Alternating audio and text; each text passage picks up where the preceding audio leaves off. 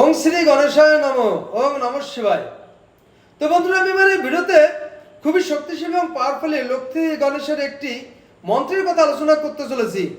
আমরা আমাদের মানব লাইফে অনেকেই নানা রকম কৃতকর্মের ফলে বা কর্মের ফলে আমরা সম্পদ অভাবে কষ্ট পেয়ে থাকি এবং এই সম্পদ অভাবে আমরা আমাদের লাইফে নানা রকম সমস্যার সম্মুখে ভুগে থাকি।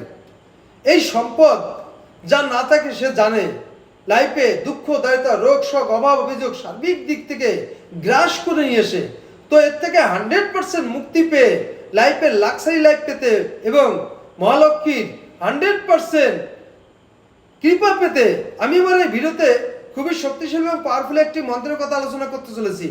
যদি কোনো ব্যক্তি বা সাধক ব্যক্তি প্রতিদিন স্নান সমাপন করে উত্তর মুখে বা পূর্ব মুখে লক্ষ্মী দেবীর প্রতিমূর্তি বা প্রতিষ্ঠার সামনে ধূপদীপ জেলে হাতের করগুনে অথবা মুক্তার মালায় মন্ত্রটিকে 1008 বার ভক্তি ভরে জপ করে নিতে পারে, তাহলে ওই ব্যক্তির 100% ভাগ্যলক্ষ্মী প্রসন্ন হয়ে থাকে এবং ওই ব্যক্তির লাইফের কোনো প্রকার সম্পদের বাধাবিঘ্ন থাকে না এবং লাইফে প্রচুর থেকে প্রচুর সম্পদ লাভ হয়ে থাকে এবং ওই ব্যক্তি লাক্সারি লাইফ জীবনযাপন করতে পারে।